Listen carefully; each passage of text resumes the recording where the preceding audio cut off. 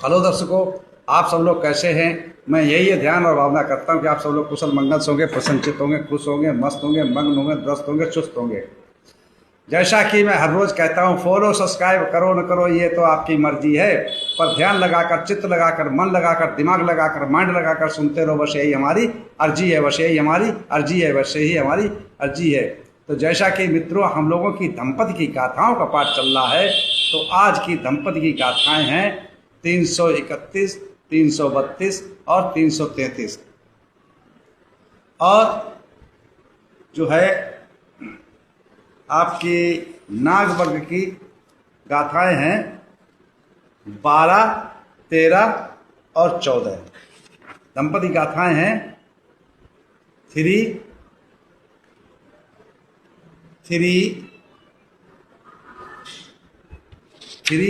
1, 3, 3, 2, 3, 3, 3। और नाग वर्ग की है 12, 13, 14। दंपति गाथाएं हैं 331, 332, 333। और नाग वर्ग की है 12, 13, 14।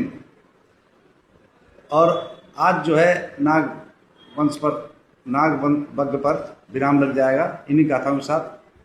तो इन गाथाओं को तथागत सम्यक संबुद्ध ने किस उद्देश्य पर, किस कारण, किस जगह पर, किस स्थान पर उपदेशित किया, चलते हैं उस कथा की तरफ, उस व्यथा की तरफ। एवं मे सुतंग एकं समयं भगवा हेमंत देशे विहरते अंजकुटिका विहारे।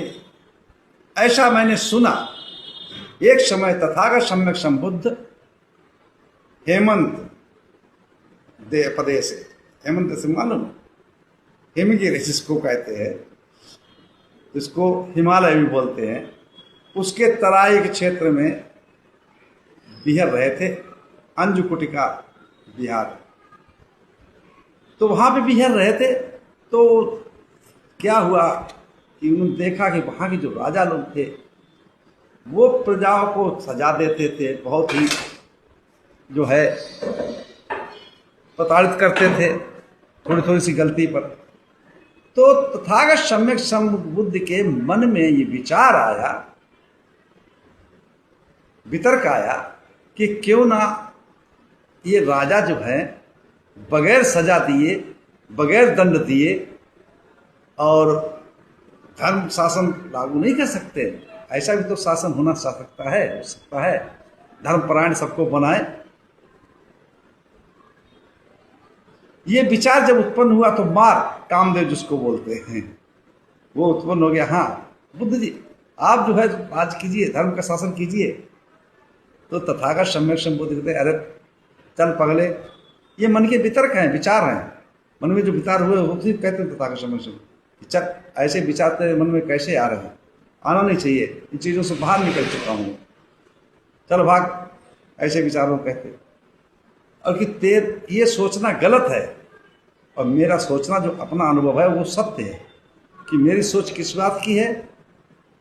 तो उस समय पर इन गाथाओं को तथागत सम्यक संबुद्ध उपदेशित करते हैं अपने मन के वितर्कों को दूर करने के लिए, या मार्स को समझाने के लिए, कामदेव को समझाने के लिए, जिसको कहते हैं। कामदेव क्या है? जो हमारे काम वासनाएं जागती हैं, जागृत होती हैं। मार क्या है? जो हमारी भावनाओं को मार देता है। कौन सी भावनाओं को? जो राग की, द्वेष की, मोह की, ईर्षा की, लोभ की, लालच की, खिंचाव की, तनाव की, बेचैनी है ना, इनकी तरफ ले जाता है मार। इसको कहते हैं मार सेना।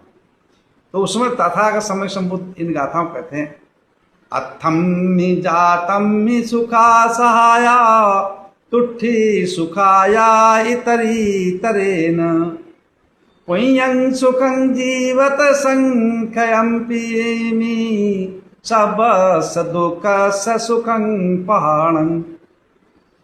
काम पड़ने पर मित्रों का होना सुखकर है, सुखदायी होता है मित्रों का सुख।